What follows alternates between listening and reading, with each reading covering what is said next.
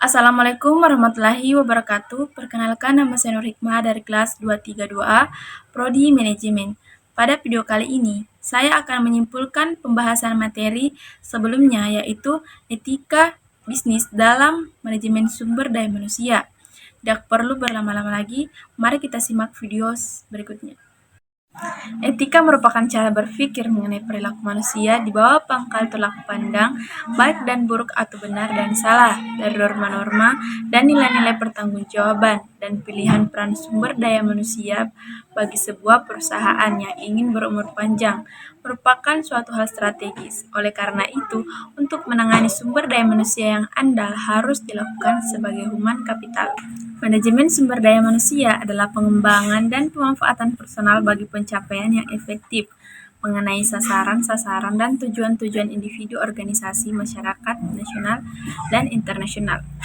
Pendekatan terhadap manajemen manusia tersebut didasarkan pada nilai manusia dalam hubungannya dengan organisasi.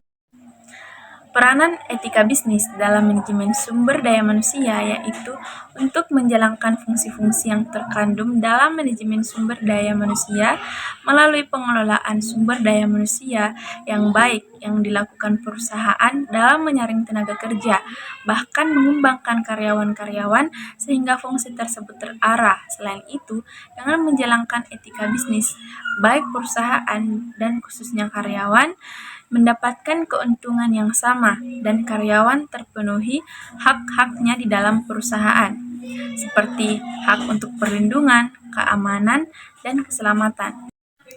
Dalam bisnis juga harus ada hukum dan etika dalam pengelolaannya.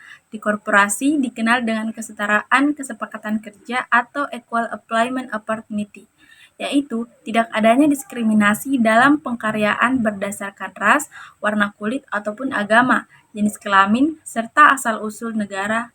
Hal ini merupakan hak asasi setiap manusia sehingga berlaku dimanapun secara universal. Untuk mencapai penanganan sumber daya manusia sebagai human capital dapat dinilai dari komponen-komponen. 1.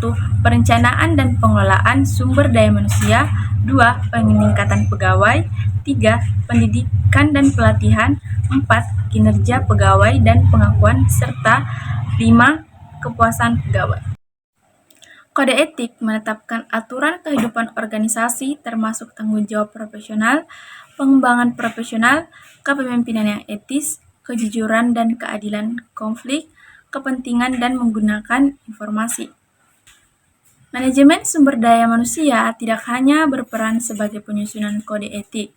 Perusahaan merencanakan sumber daya manusia yang etis yang mampu menciptakan nilai tambah ekonomi, juga berperan sebagai perencanaan strategis konsep etika. Manajemen sumber daya manusia.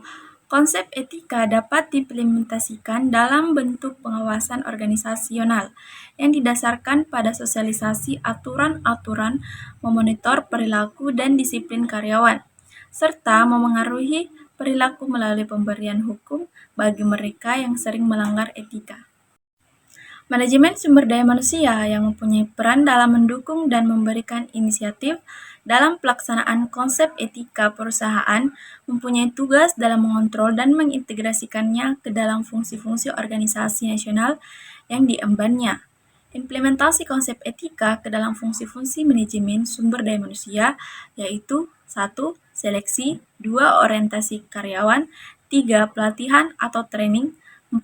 Penilaian kerja, dan 5. Reward dan hukuman. Keberhasilan manajemen dalam pemberdayaan karyawan sangat ditentukan oleh kesadaran para karyawan terhadap perlunya nilai-nilai kebenaran dan moral atau nilai-nilai etika sebagai landasan berperilaku dalam berbisnis. Pemberdayaan karyawan yang didasarkan pada etika bisnis merupakan langkah strategis untuk pengurangan biaya dalam jangka panjang. Baik, mungkin itulah tadi pembahasan materi yang saya paparkan. Apabila ada salah kata, mohon dimaafkan. Assalamualaikum warahmatullahi wabarakatuh. Terima kasih.